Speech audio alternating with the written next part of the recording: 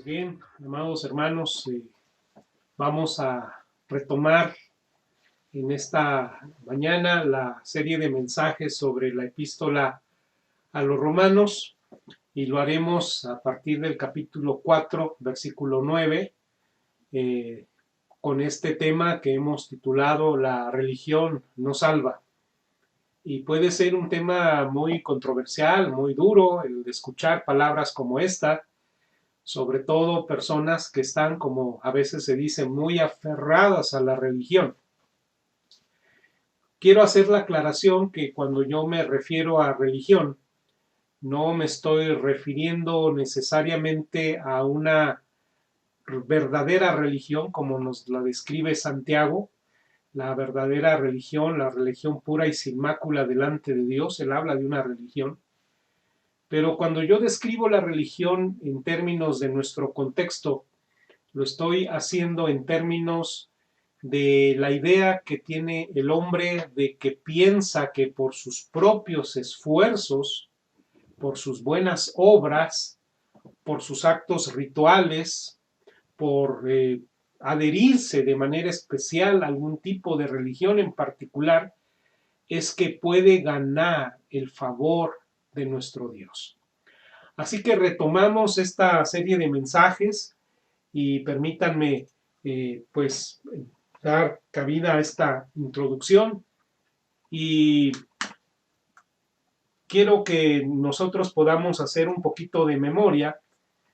En los versículos anteriores, capítulo 3, capítulo 4, Pablo ha venido martillando una idea. Y esta idea o verdad que Pablo ha martillado en estos capítulos últimos es de que la justicia de Dios solamente se acredita a los hombres por medio de la fe. Repito, la justicia de Dios solamente se acredita a los hombres por medio de la fe. Y nosotros nos preguntamos cuántas veces se tiene que repetir esta verdad. Veamos el capítulo 3, verso 22, donde nos dice la justicia de Dios por medio de la fe en Jesucristo. Luego, más abajo, versículo número 26 nos vuelve a decir, con la mira de manifestar en este tiempo su justicia. Y luego dice, a fin de que Él sea el justo y el que justifica al que es en la fe en Jesús. Luego en el versículo 28 dice, concluimos pues que el hombre es justificado por fe, sin las obras de la ley. Ahora, después de 3 veces nosotros diríamos, pues la lección está aprendida. Sin embargo, en el capítulo número 4 y versículo número 3, citando el libro del Génesis, capítulo 15 y verso número 16, dice, creyó Abraham a Dios y le fue contado por justicia. Y en caso de que por alguna razón nos perdiéramos en la lectura, en el capítulo 4 y versículo número 5 vuelve a repetir, mas al que no obra, sino cree en aquel que justifica al impío, su fe le es contada por justicia. Y si aún no lo entendiste, él vuelve a decirlo en el versículo número 6, como también David habla de la bienaventuranza del hombre, a quien Dios atribuye justicia sin obras. Y aún no ha terminado, porque en el versículo número 8 vuelve a decirnos, bienaventurado el varón a quien el Señor no inculpa del pecado. Y usted diría, bueno, a estas alturas ya terminó, pero no, aún no ha terminado. Él está de alguna manera anticipando la reacción que pudieran haber tenido los judíos religiosos de su tiempo, que seguirían pensando, sí, Dios acredita justicia por la fe, pero es solo para aquellos que han sido circuncidados, pero no para los gentiles incircuncisos. Entonces, en el capítulo 4, versículo 9 al 12, Él les comprueba, utilizando el Antiguo Testamento, de que Dios le atribuyó justicia a Abraham por la fe, mientras éste aún se encontraba en un estado de incircuncisión. Aún era incircunciso cuando Dios dice en su palabra, ¿verdad?, que su fe le fue contada por justicia. En el capítulo 4, versículo número 9, él vuelve a citar Génesis 15, verso número 6, y dice, porque decimos que a Abraham le fue contada la fe por justicia, al final del verso.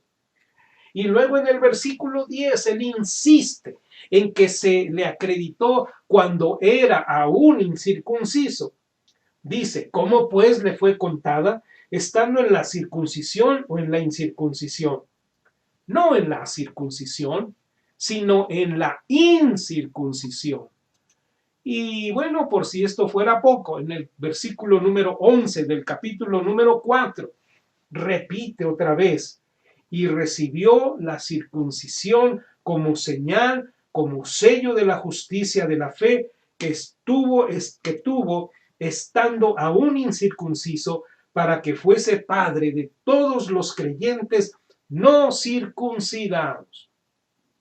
En el versículo número 12, aplica luego la justificación por la fe a los judíos circuncidados. Ellos también deben seguir los pasos de la fe de Abraham que tuvo cuando todavía era un hombre incircunciso. Pero a estas alturas, después del verso 12, el apóstol Pablo va a anticiparse a una posible objeción, ¿verdad?, de sus adversarios judíos, religiosos. Ellos pudieran decir, bueno, seguramente nos convertimos en herederos de las promesas de Dios que le fueron dadas a Abraham por medio de la ley. Así que los gentiles deben de guardar la ley para estar bajo estas bendiciones de Dios. Esta era la enseñanza que sin duda los judaizantes del tiempo de Pablo habían estado plagando a las iglesias donde él estaba llevando a cabo su ministerio. Puede usted verlo en Gálatas capítulo 5, Hechos capítulo 15, como uno de los grandes problemas que se tuvieron en los primeros años de la iglesia cristiana fue precisamente esta idea de muchos que venían precisamente del judaísmo y que insistían en que los gentiles tenían que ser observantes de la ley mosaica. Y obviamente que la ley mosaica incluía la circuncisión. Pero Pablo insiste que los verdaderos herederos de las promesas a Abraham no son los que son de la ley, sino los que son de la fe.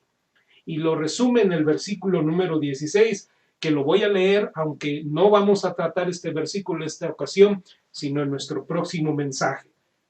Dice, por tanto, es por fe, para que sea por gracia, a fin de que la promesa sea firme para toda su descendencia, no solamente para la que es de la ley, sino también para la que es de la fe de Abraham, el cual es Padre de todos nosotros.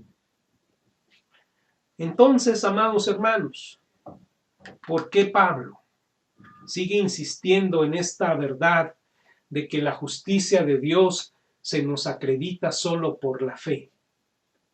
Creo que es porque él sabe cuán profundamente arraigada está en el corazón humano caído esta idea de que podemos hacer algo para ganarnos el favor de Dios.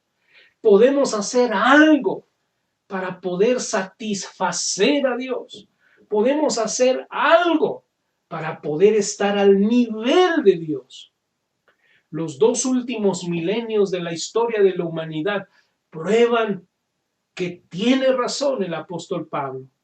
Todas las religiones, incluidas las principales que se denominan cristianas, tienen una orientación hacia las obras. Ellos están enseñando lo que Pablo niega explícita y repetidamente aquí. que al menos en parte somos salvos al guardar rituales religiosas y nuestras buenas obras. Por ejemplo, cito el Concilio de Trento, ese concilio que se llevó a cabo allá por el siglo XVI, 1547. La Iglesia Católica Romana respondía en aquel entonces a la Reforma Protestante e incluida en esta respuesta a lo que era la bandera principal de la Reforma, que era la justificación solo por la fe. Los cánones y decretos de Trento, así se les conoce, representan hasta el día de hoy la enseñanza oficial de la Iglesia Católica. El Concilio Vaticano II, que se llevó a cabo en la década de 1960, declaraba que estas doctrinas del Concilio de Trento eran irreformables. Así que para los católicos romanos, estas declaraciones se constituían en un dogma, ¿verdad? Y en este Concilio de Trento no negó que somos salvos por la gracia de Dios mediante la fe, pero añadió obras a la fe. Al combinar la justificación, ya hemos dicho que la justificación es ser considerados justos delante de Dios, con la santificación, que es nuestro crecimiento en santidad después de haber sido justificados. Y entonces, haciendo de la justificación un proceso que depende en parte de nuestras buenas obras. Y aquí yo quisiera citarles algunas declaraciones, ¿verdad?, de estos decretos del Concilio de Trento. Por ejemplo, se dice, si alguno dice que solo por la fe se justifica al impío, de tal modo que no se requiere nada más para cooperar para obtener la gracia de la justificación, sea anatema. Voy a repetir la declaración para que usted la pueda asimilar. Esta declaración dice que si alguno, esto es, los que declaramos que por la fe se justifica al impío, de tal modo que no se requiere nada más para cooperar en la gracia de la justificación, sea maldito. Otra declaración de este concilio. Si alguno dice que la fe justificadora no es otra cosa que la confianza en la misericordia divina que perdona los pecados por causa de Cristo, o que solo esta confianza es la que nos justifica, sea anatema. Si alguno dijera, dice otra declaración, que la justicia recibida no se conserva y también aumenta ante Dios por las buenas obras, pero que dichas obras son meramente frutos y signos de la justificación obtenida, pero una causa del aumento de la misma, sea anatema. Si alguno dijera que, sigo citando el Concilio de Trento, después que se ha recibido la gracia de la justificación, a todo pecador arrepentido, que se le remueve la culpa y se borra la deuda del castigo eterno, de tal manera que no quede ninguna deuda de castigo temporal para ser cancelada, en este mundo o en el próximo, en el purgatorio, antes de que se le pueda abrir la entrada al reino de los cielos, sea anatema. ¿Te das cuenta? Por eso es que, aunque tratando de suavizar un poquito las relaciones de católicos y aquellos que pues son identificados como protestantes o reformados, se ha tratado de suavizar a través del movimiento ecuménico. En realidad, amado hermano, lo que sostiene la Iglesia Católica Romana es que quienes profesamos y confesamos la justificación solamente por la fe, somos malditos delante de sus ojos. Pues yo prefiero ser maldito delante de sus ojos y no delante de Dios, que nos revela en su palabra la justificación por la fe solamente. Ahora, no señalo estas cosas para mostrarme cruel o descortés con nuestros amigos católicos romanos. Todo lo contrario.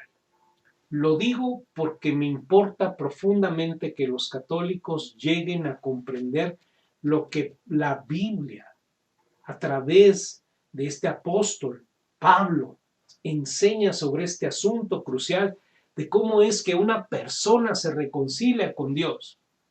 E incluso, si tú no eres de origen católico, pero debido a la caída en el pecado, estás propenso a creer que por tus actividades religiosas y por tus buenas obras tienes una base o fundamento para obtener una posición delante de Dios. Pablo a ti también te dice que la salvación no se obtiene a través de rituales religiosos o de la ley, sino por el hecho de que Dios acredita la justicia solo por la fe. Y esta es la verdad fundamental que yo quiero compartir contigo en esta mañana. La salvación no se obtiene a través de los rituales religiosos o la ley, sino por el hecho de que Dios acredita la justicia solo por la fe. Esta bienaventuranza que se nos menciona, versículo número 9, se refiere a la bendición de la salvación, de que Dios no toma en cuenta nuestros pecados en contra nuestra. Eso es la salvación, que Dios no toma en contra nuestros pecados en contra nuestra. Y para ello primero Pablo muestra que Abraham no fue justificado después de ser circuncidado, sino antes de ser circuncidado. Así que, en primer lugar, permíteme mostrarte la verdad que nos señala la palabra de Dios, de que la bendición de la salvación no se obtiene al guardar rituales religiosos, sino por el hecho de que Dios nos acredita la justicia a través de la fe solamente. Para ello vamos a tomar los versículos 9 al 12. Ahora, podemos aplicar esto a cualquier ritual religioso, no solamente la circuncisión, pero lo podemos inclusive añadir al concepto de la comunión o de la misa o de rezar el rosario o incluso del bautismo. Podemos resumir el flujo de pensamiento de Pablo en dos títulos. Primeramente, el hecho de que Dios atribuye justicia al pecador impío que cree en Jesucristo. Este es el punto importante que destaca Pablo en el versículo número 5. Dice: mas al que no obra, sino cree en aquel que justifica al impío, su fe le es contada por justicia. Como dije, yo espero que tengas la oportunidad de revisar nuestros mensajes anteriores de Romanos si tuvieras alguna duda. Como dije, cuando estudiamos ese versículo, la mayoría de la gente tal vez pensaría que el pasaje debería decir: pero al que se esfuerza, al que cree en aquel que justifica a todas las personas buenas, su fe le es contada como justicia. Pero Pablo declara específicamente que, por un lado, esta persona no se esfuerza mucho. De hecho, no hace ninguna obra. Simple y sencillamente cree. Pero por otro lado, a esta persona no se le describe como una buena persona, sino se le describe como un impío. En otras palabras, no es una persona religiosa que trata de obedecer a Dios. No es una persona que dedica su vida a servir a los pobres. No es una persona que nunca la ha lastimado a nadie deliberadamente. Él es un impío y dice que Dios justifica al pecador impío que cree en Jesús. Que cree en Jesús. Los judíos, amado hermano, veían a los gentiles como personas impías, pero se veían a sí mismos como personas piadosas. La circuncisión era el principal ritual religioso que los distinguía, según ellos, de los perros gentiles. Así los calificaban, los perros gentiles. Cuando Abraham tuvo 99 años de edad, hasta que tuvo 99 años, Dios le ordenó que se circuncidara a sí mismo y a todos los varones de su casa. extendió este mandato para todos los bebés varones judíos a lo largo de todas las generaciones, de que fueran circuncidados al 8º día. Era esta circuncisión la señal del pacto entre Dios y Abraham. Capítulo 17, versículos 11 y 12 de Génesis. Pero Pablo aquí señala un hecho simple de la cronología del Antiguo Testamento. El mandamiento dado a Abraham por parte de Dios respecto a la circuncisión ocurrió por lo menos 14 años después del incidente de Génesis capítulo 15, versículo número 6, donde Dios le atribuyó justicia a Abraham por causa de su fe. Así que en efecto, cuando Abraham fue justificado por la fe, todavía era un gentil incircunciso. Entonces, Pablo lo que está haciendo aquí es voltear las mesas de los judíos religiosos que defendían la circuncisión como algo esencial para la salvación. Él está diciendo que no es para los gentiles entrar por la puerta de la circuncisión judía, sino más bien es para los judíos circuncisos entrar por la puerta de la fe gentil, aparte de la circuncisión o sin circuncisión. O para decirlo en términos más modernos, hermanos, no se salva ni se justifica al ser bautizado, ya sea niño o ya sea un adulto, o al tomar la comunión. No eres salvo yendo a la iglesia o diciendo fielmente tus oraciones o haciendo penitencia. Más bien eres salvo cuando Dios te acredita la justicia misma de Cristo al instante en que crees en Él.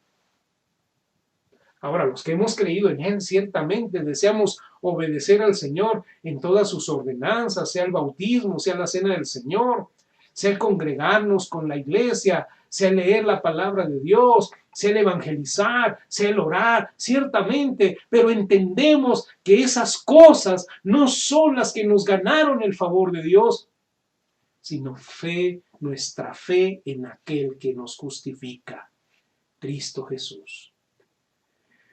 La salvación entonces no se obtiene mediante la observación de ningún ritual religioso, sino solamente mediante la fe en la sangre derramada de Jesucristo. Pero entonces vendría la pregunta, ¿cuál es el papel de los rituales religiosos? Tal vez tú te consideres ya una persona justificada por tu fe en Cristo, pero te niegas a bautizarte. Y entonces te preguntas, pues, ¿de qué me va a servir entonces? Estoy en lo correcto, no necesito bautizarme o no necesito participar de la cena del Señor. Son inútiles. ¿Deberíamos olvidarnos de ellos? Y quiero decirle con un tajante no. No. Porque la segunda verdad que nosotros podemos destacar en este punto es que los rituales religiosos sirven como señales y sellos de la realidad que viene a través de la fe en Cristo Jesús. Pablo, en el capítulo 4, versículo número 11, se refiere a la circuncisión como una señal. Dice, y recibió la circuncisión como señal. Y luego dice, como un sello de la justicia, de la fe. Una señal y un sello de la fe que él tenía cuando aún estaba en la incircuncisión, cuando era incircunciso. Y esto entonces lo convierte en el padre de todos los que creen sin ser circuncidados, para que les sea contada la justicia. Permítanme hacer una ilustración. Un letrero no es algo real, pero es una señal de la realidad. Por ejemplo, cuando usted va en la carretera y ve un letrero que dice Morelia, 10 kilómetros, usted sabe que ese letrero, esa señal, no es la ciudad en sí, pero le indica a usted algo. La circuncisión era una señal física en la carne de cada judío que apuntaba al hecho de que él pertenecía a Dios, estaba en pacto con Dios y el pueblo de Dios. Fue separado para Dios mediante el derramamiento de sangre. Era una señal de purificación de la carne, de modo que tanto Moisés como los profetas exhortaron para que Israel espiritualmente fuera un pueblo, no solo circunciso de la carne, pero circunciso de su corazón. Habla a ustedes como cristianos. Como cristianos, el bautismo sabemos que es una señal de que nuestros pecados han sido lavados mediante la fe en Cristo Jesús. Representa la verdad que hemos sido identificados completamente en la vida, en la muerte y en la sepultura y resurrección de nuestro Señor Jesucristo. La cena del Señor, la otra o segunda ordenanza, es una señal de un nuevo pacto y muestra que somos partícipes de la muerte sacrificial de Cristo en nuestro nombre. Es una señal, no es la realidad, pero apunta a la realidad. La realidad es la promesa de Dios de perdonar nuestros pecados e imputarnos la justicia de Cristo a nuestra cuenta solo por la fe. El ritual es un signo, es una señal de la realidad. Pero aquí viene la gran verdad. Si tú no tienes esa realidad, si la realidad no es un hecho palpable en tu vida, entonces el ritual de nada sirve. Tú podrás haberte bautizado con los católicos y luego con los bautistas y luego con los presbiterianos y luego con los pentecostales, pero si tú no tienes la realidad de la justificación por la fe, eso de nada te sirve. Ahora, nota que además Pablo aquí en este pasaje se refiere a la circuncisión como un sello. Y un sello lo que hace es autenticar algo. Un sello autentica o da fe de la realidad de algo. Por ejemplo, el sello de un notario en un documento da fe que ese documento es real. La circuncisión da testimonio de la realidad de la fe previa de Abraham, que lo justificó, y del pacto de Dios con él. Pero fue la fe la que lo justificó, no el acto de la circuncisión. En el capítulo número 4 y versículo número 12, Pablo aplica esto para los judíos. Dice, padre de la circuncisión, para los que no solamente son de la circuncisión, sino que también siguen las pisadas de la fe que tuvo nuestro padre Abraham. ¿Te das cuenta de esta declaración? ¿Sí? Casi tuerce el cuchillo cuando agrega que tenía cuando no estaba circuncidado, que tuvo nuestro padre Abraham antes de ser circuncidado. Y lo que él está diciendo es que si eres gentil o si eres judío, la clave es creer a la promesa de Dios de justificar a los impíos y que los rituales entonces son solamente señales, sellos, signos de esa realidad. Entonces, ¿cuál es el beneficio de los rituales religiosos como el bautismo y la cena del Señor? ¿Deberíamos llevarlos a cabo plenamente? Sí, porque las Escrituras nos ordenan que lo hagamos, pero solo deben hacerse después de haber puesto su confianza en Cristo como su justicia. Y luego entonces se convierten en una señal que apunta a esa realidad y un sello que da fe de su fe en Cristo Jesús. Por eso nosotros los cristianos bautistas, ¿verdad?, pedimos que las personas que van a participar cuando celebramos la Cena del Señor previamente hayan sido bautizadas. Y para ser bautizadas se requiere que previamente hayan hecho una profesión de fe.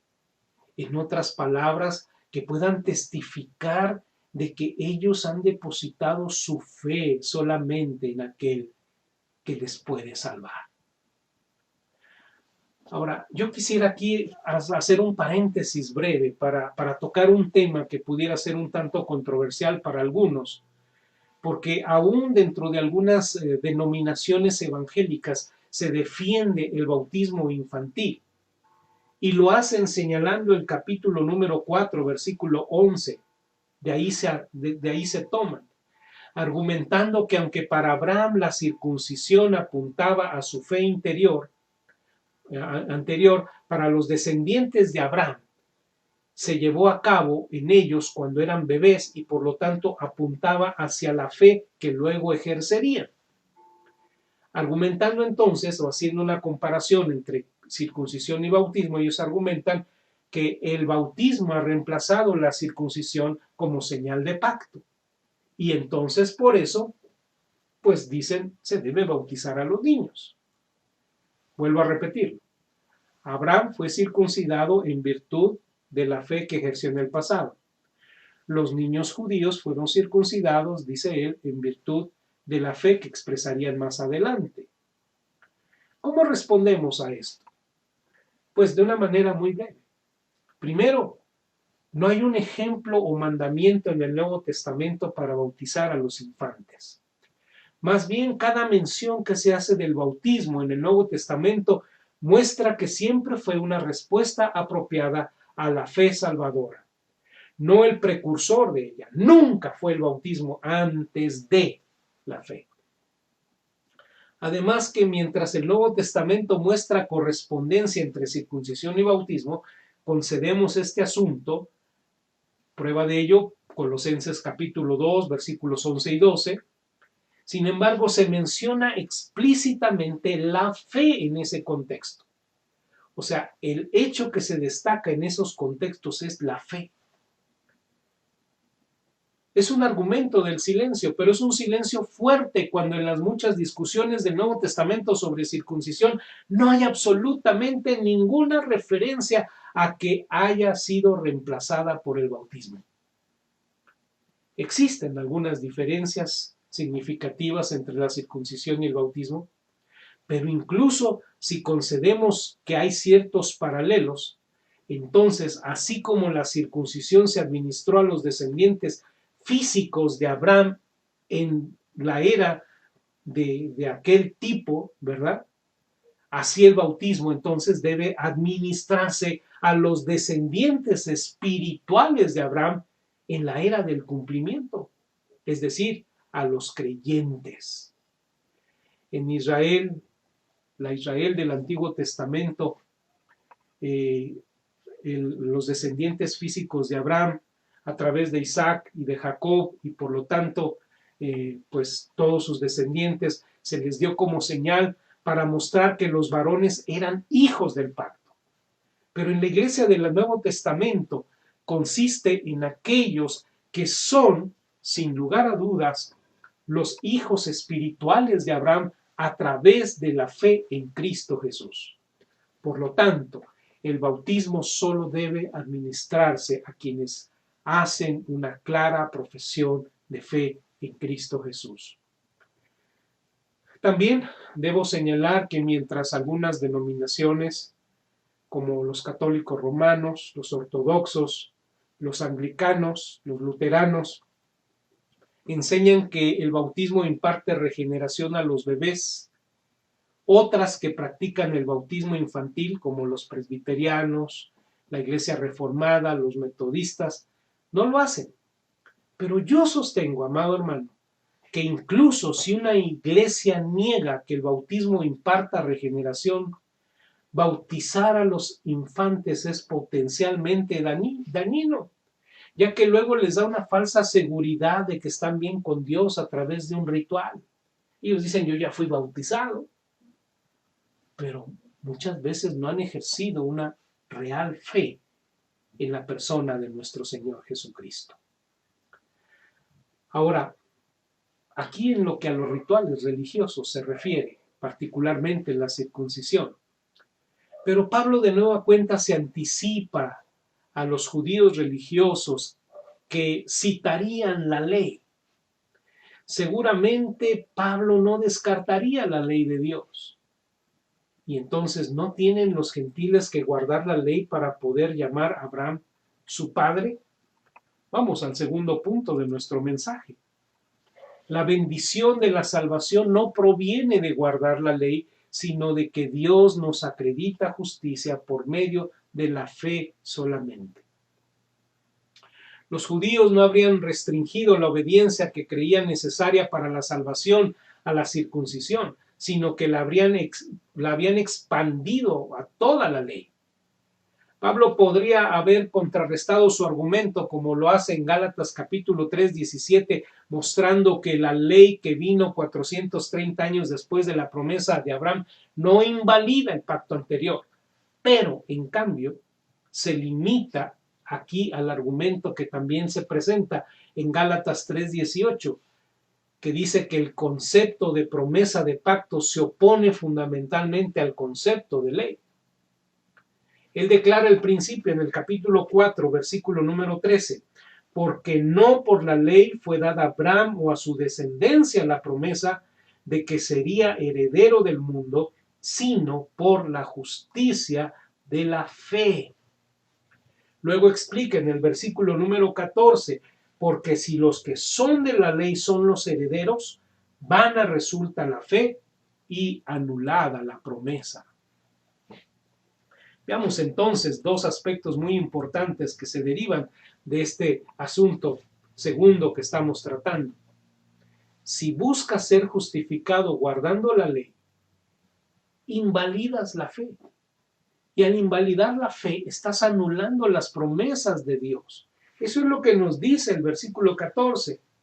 Porque si los que son de la ley son los herederos, vana resulta la fe y anulada la promesa. El principio de recibir un regalo por fe es lo opuesto de recibir una recompensa o pago por lo que tú trabajas. Si tú me ofreces un regalo y te digo, déjame devolverte el dinero trabajando por lo que tú me estás dando, ¿qué es lo que estoy haciendo? Estoy convirtiendo el regalo en algo que te debo o que tú terminas debiéndome. Pero Dios promete justificar al impío que no lo merece, pero que lo recibe gratuitamente por su gracia. Así que si mezclas las obras humanas con la gracia de Dios, entonces la gracia de Dios ya no es gracia. La promesa de salvación como un regalo gratuito recibido por la fe está siendo anulado y convertido en deuda por el pago de servicios prestados. Y yo quiero recordarte, jamás lo que tú y yo podamos hacer podrá alguna vez pagar suficiente lo que le debemos a Dios.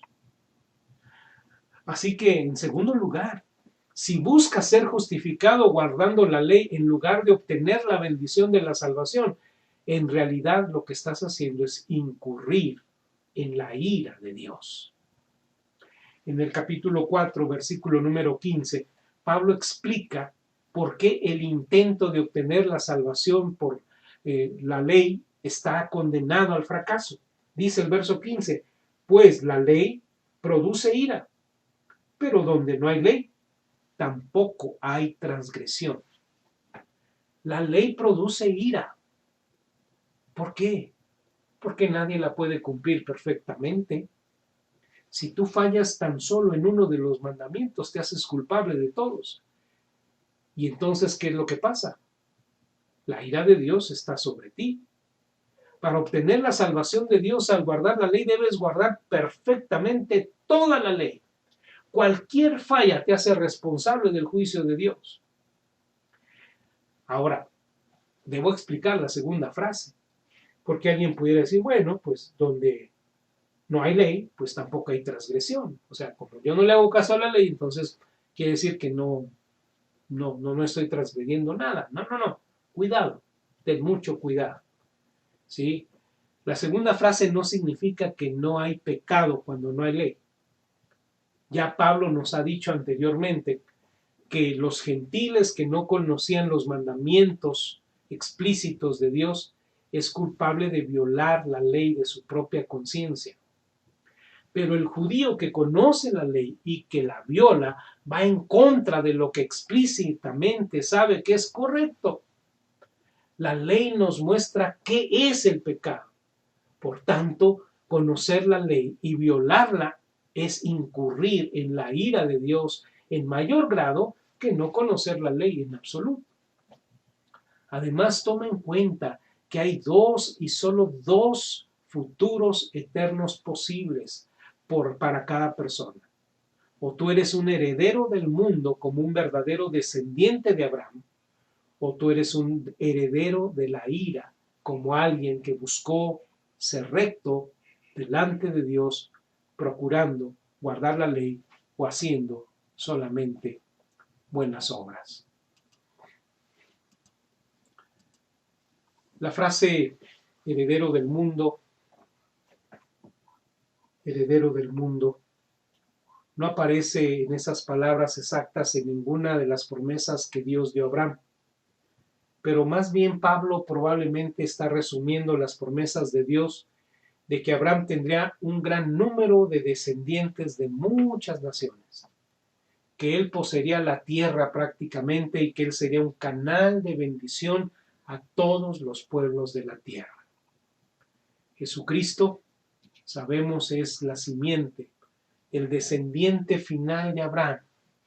Si estamos entonces en Cristo por la fe, entonces somos coherederos con Él.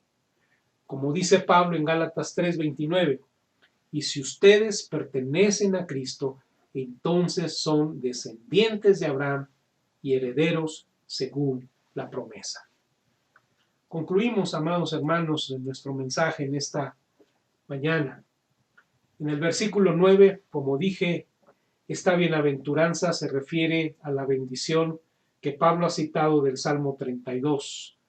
En Romanos 4, 7 y 8, es decir, la bendición de saber que tus maldades han sido perdonadas, que tus pecados han sido cubiertos y que Dios no tomará en cuenta tus pecados. Te pregunto, ¿quieres tú esa bendición? No la obtendrás naciendo en un hogar cristiano o asistiendo fielmente a una iglesia cristiana. No la obtendrás si te bautizas o participas de la comunión o de la cena del Señor. No obtendrás la bendición del perdón haciendo penitencia o dedicándote a un servicio sacrificial para con los pobres. En resumen, no obtendrás la bendición de la salvación a través de rituales religiosos o al guardar la ley. Más bien, Dios perdona todos nuestros pecados y nos acredita la justicia de Cristo si ponemos nuestra fe en Jesús. Nuestra fe en el sacrificio suyo donde derramó su sangre en propiciación por nuestros pecados. La religión no puede salvarte, pero Jesús sí. Así que en esta tarde te invito, querido amigo, a que confíes en Él y entonces te conviertas en heredero de la promesa de Dios de la vida eterna como su regalo completamente gratuito. Padre, gracias por tu palabra. Espero que el mensaje haya sido comprensible a quienes lo están escuchando. Y más allá de la comprensión, los pueda llevar, sobre todo aquellos que aún no experimentan la justificación por la fe, a creer tu palabra, a confiar en tus promesas, a no depender más de ritualismos o de acciones que, si bien pudieran ser en favor de los demás, no son suficientes para ganarnos nuestro derecho delante de ti. Pedimos, Señor, que tu verdad predicada en esta mañana haya quedado clara, así como el apóstol Pablo tenía la intención de que quedara clara en la mente de los que leían esta carta a los romanos. Te lo pedimos, Señor, en el nombre de Cristo Jesús. Amén.